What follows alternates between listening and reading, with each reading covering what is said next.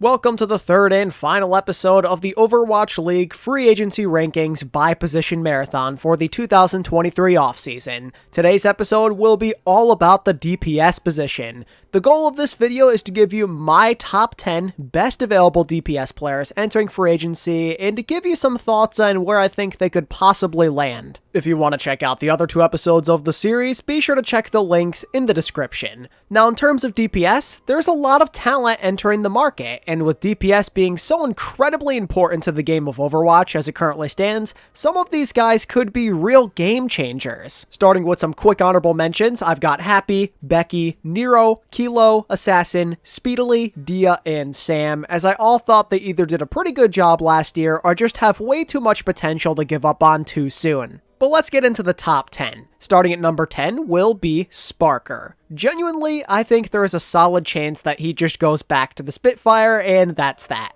But still, Sparker is a free agent currently, he's exploring his options, and he's a pretty underappreciated player as one of the best Western players on the market. The man absolutely killed it for the Spitfire in his second year. The flaws that we witnessed on British Hurricane finally came to life as he put in some serious work in the hitscan role. His Sojourn play was definitely one of the best in the league and was easily the most reliable playmaker on London. I'd expect a lot of those mid to low end teams to show some interest. London are probably the most likely destination since that's where all of his friends already play, that's where he knows he can comfortably be at his best, but a team like Florida who need a new hitscan are probably up there as well. Or maybe he joins the Vancouver Titans to have a sick rotation with Aspire, or perhaps he goes over to the Justice, who could end up going with a European squad themselves. What all these teams have in common though is they're not looking to go all out and also to have some youth on their rosters. At this point though, it really just comes down to Sparker's comfort and how much money London are willing to shell out for him. At number 9, we're going to stick with young Western talent on the rise. This time it's going to be Hydron.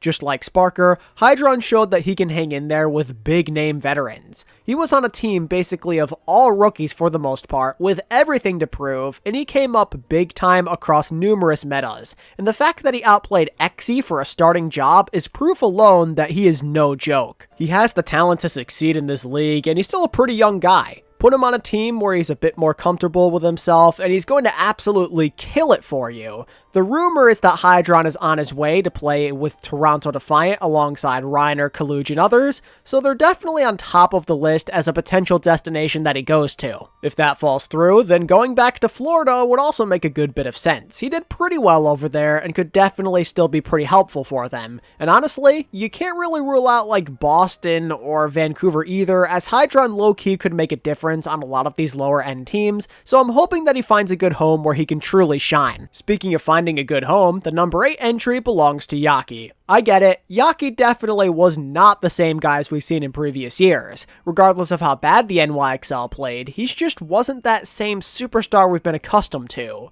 However, it's hard to ignore how much he had to carry this group at specific times. We still had glimpses of that guy from the past regardless of how bad his team was. Be it on Tracer or Genji, he can still be that difference maker. New York were an absolute train wreck from top to bottom, so I think that putting Yaki somewhere with better coaching and better teammates is going to allow for him to put in the work like we saw in previous seasons. If he can carry with pretty much no help, it's within reason to believe that he could be an even greater force on a somewhat decent team. It may seem a little crazy to have him this high, but the simple fact is, he has the skill and the potential to make a serious difference. And there's a lot of teams that could be dialing up his name. A team like Boston, who haven't had a real star since striker, might pounce on the opportunity. Then you have the Guangzhou Charge, or like the Outlaws, or maybe even the Fuel, who are all basically in a similar spot, as they all could be in need of a new flex DPS depending on how events transpire behind the scenes. Dallas still need to get Sparkle back, but then you have the Outlaws in Charge, where technically they do have their flex DPS under contract, but you never know what might end up happening. I think Yaki would make for an excellent replacement option thanks to that high potential factor. All he really needs now is a little bit of help, and he'll be back in that superstar form in no time. At number 7, we're rolling with Decay. Much like Yaki, Decay's name doesn't have that same glamour to it anymore, but through Washington's highs and lows, he's always been there. Win or loss, he has been their carry and superstar X Factor. Last year probably saw a bit of regression in his game, but at the same time, he still did have those big-time moments. Those times where he was missing critical shots or looked unmotivated may be a sign that he just needs a change of scenery. We've seen what happened the last 2 times he's done that, right? He elevated his game to superstar levels both times. Decay ain't the same guy anymore for sure, but he's still a really well-rounded player, and the fact that he could be a team's hit scan or flex allows for a lot of eyes to be drawn towards him. He can be flexible in a lot of different team systems. We could see a lot of potential options, and I think due to his relationship with General Manager Pre of the Boston Uprising, I think it would make a lot of sense for him to go over there and be their new star. They probably won't even have to pay that much for him either, and if he doesn't mind playing hit scan instead of just general flex duties, then Florida could be pretty good for him too. He's a solid vet that can help lead this young team to the playoffs for a second consecutive year. And don't rule out him moving over to the East either. If he doesn't have a lot of options, being in a rotation alongside like Zest and MN3 on Philly could be somewhat promising, but if he wants to be more of a star, then maybe he goes to the Guangzhou Charge, as going from Jimmy to Decay is definitely an upgrade, or if they end up getting rid of Choi for whatever reason, he can just be their new flex. Decay is motivated to prove himself once again in my honest opinion, and I think a lot of teams could end up benefiting from that. Next on the list for me is Hisu. Hisu's a pretty interesting case, as he did everything he possibly could for Toronto the last 2 years, but he just got tired of carrying them and not having enough help. Dude is in desperate need of a team that just gives him the right resources, because Hisu, if he's given that, can be a real star. He's shown that he can hold his own in the general hit scan battle and on Sombra, and even dive to a certain extent. If he can carry on a just okay team, he could surely do something special for someone a bit higher up in the food chain, and considering he is a top-of-the-line hit scan talent in this free agency class, it wouldn't be surprising to see him get that upgrade. I low-key could see him taking less money to join like the Shock, let's say. The Shock are in desperate need of a more reliable starting hit scan, and he definitely fits the bill. And since Hisu's getting more help, it's basically a match made in heaven. And if the Glads or the Fuel end up in need of a hit scan, they're probably in the bidding war too. And if all else fails, I wouldn't mind maybe seeing him go towards the Florida Mayhem. Watching him line up next to Checkmate would be a treat for sure. You know what else would be a treat? Whoever ends up signing Kai, who hits my number 5 slot. Kai had a pretty weird season. It started with a lot of ups, followed by a more quiet second half. But considering Atlanta's ups and downs, and the fact that he was still in the MVP race in the eyes of the public, Kai did pretty alright for himself. No matter what, he'll always be one of the elite hit scan players of this league. Ashe, Widow, Sojourn, Cassidy, Soldier, he does it all. And even though he had an up and down season, that's no reason to think less of him because of what we know he's capable of. He can be a superstar still. If the rumors are true, he could be well on his way to the LA Gladiators to play alongside his friends Kevster and Funny Astro. That would be something, huh? It's a nice little side grade compared to Happy, and I think it would help the Glad stay competitive. But honestly, I wouldn't mind seeing him go over to the Florida Mayhem, or even Toronto if the American Tornado stuff fell through. And in the result that Sparker did not rejoin the Spitfire, Kai would make a lot of sense over there too. Kai still has it. I am telling you, he is a very desirable free agent who just helps you win, and I hope that he ends up in the right situation because he deserves it. Moving on to number 4, let's go with Fitz. Generally, Fitz wasn't that same superstar from 2021 by any means, but people have been over-exaggerating the fall-off quite a bit to me, as he still felt like that A-tier hit-scan player who can help you make tournament pushes. He's been in this scene since 2019, and he's grown into a pretty special talent. Based on his ability to be clutch in tournaments and playoff scenarios and all of his accomplishments throughout the years, I'd expect interest to be somewhat high. He's not like a top 5 player or anything, but he's already shown that he can do a lot on a top team, which makes him valuable. And what I like about Fitz is he could be a star to build around or a supporting member. He can go to a lot of teams because of that factor. I think the Shock, who desperately need a hit scan, could be a decent fit, seeing as Fitz is already used to bouncing off a bigger name player at the flex DPS role thanks to his time with Profit. And in the result that Dallas were to lose Edison, I think Fitz would make a lot of sense over there as well. And if all else fails, the East is still wide open for him, and I could low-key see him going back back to the Dynasty, let's say, for a cheap deal to be that veteran leader on a young building team. Or maybe he heads the way of the Guangzhou Charge if they look to upgrade that DPS slot a little bit. Fitz is a pretty awesome player, and I believe that people are underplaying what he brings to the table, hence why I'm ranking him so high. Switching gears to another hit scan, I'm going with Edison at my number 3 spot. Edison really increased his stock from about the middle of August until the end of this year. He transitioned from a role star who wasn't even a full-time starter to one of the league's elite hit scans. He improved tremendously in the second half of 2022 and fulfilled what many consider to be his true potential from back in the day. Edison is coming off his best year as a pro for sure, and his stock is incredibly high. And the fact that he's got a pretty well-rounded hero pool on top of it makes him pretty desirable. If I'm a guessing man, then there's a solid chance that he just ends up back in Dallas after playing such an instrumental part of their title run, although a team like San Francisco or the Gladiators could be pretty well suited for him too.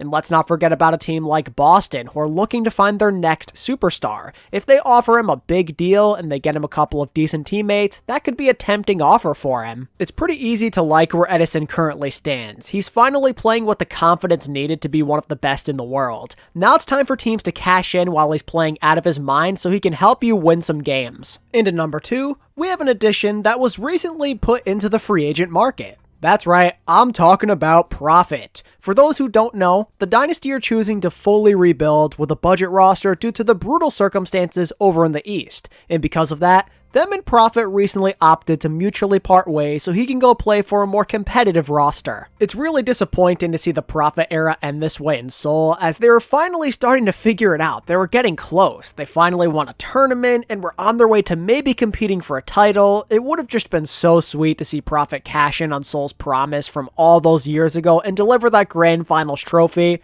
But alas, it wasn't meant to be. Prophet had an excellent career on Seoul and is probably the best player in the team's history, and the man is coming off an MVP level season that was probably his best year since 2018, so obviously he is one of the best players on the market, period. Even after 5 years, he is still one of the best. He's one of the most clutch players in Overwatch esports history, and he's so versatile. He'd be an excellent addition to just about anyone's ranks. The only issue that presents itself is a lot of the top teams already have a flex DPS, so where on earth does Prophet even sign in this scenario? Well, in the result that Dallas were to not re-sign Sparkle, or just keep the band together in general, Prophet would be a good backup option to build your team around. And if Pelican were to somehow leave Houston, which I think is definitely a possibility, I could see a world where both Prophet and Smurf link up over in Houston together. And if for whatever reason the Atlanta Reign aren't satisfied with Stalker and they hate him and they want him to be benched by the same guy like he was on Seoul, maybe the Reign go out and get Prophet with whatever money they have left.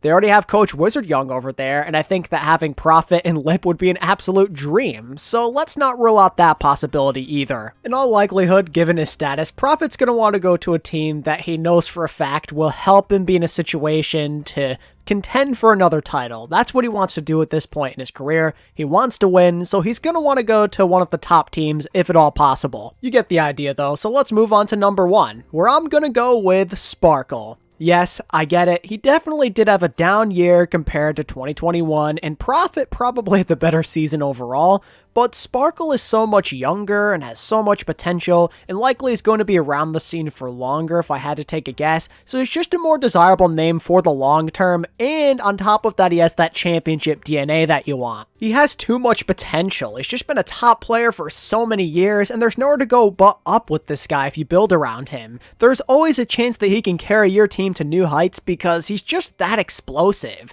Give him a fresh start somewhere, and he'll prove to the doubters that he is still one of the best. And it's not like he was totally invisible, you know? The Summer Showdown and the playoffs saw him put up some masterclass performances. Sparkle has one of the highest ceilings in the history of this game. He may not have that rookie year level of hype around him anymore, but man, he can totally change your future if you invest in his style. He's coming off a championship and is one of the most mechanically sound flex players in the entire world. He's going to turn some heads, no doubt about it. Dallas now are of course going to be the favorites to land him just because they can run it back, but I wouldn't rule out a trip to Houston, let's say, if Pelican decides to leave. And the idea of him and maybe a couple of other Dallas players going to an empty team, maybe like Boston as an example, doesn't sound too far-fetched either. He just won Dallas a championship, so he's earned the right to do whatever he wishes. He has no promises left to fulfill. So it really depends on the Dallas situation and where maybe some of his friends choose to go. If I'm a betting man, he ends up back in a Dallas uniform, just because he clearly does like it a lot over there, and if it's up to him, I'd say he'll be back.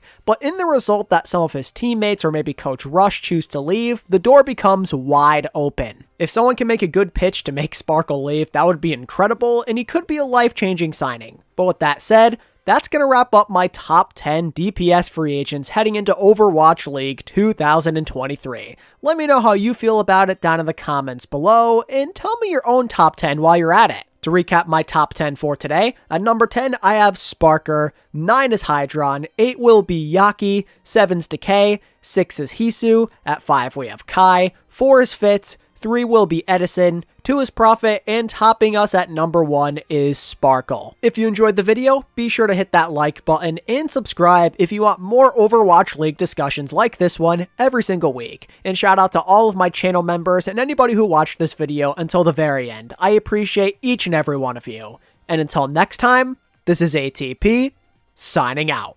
Peace.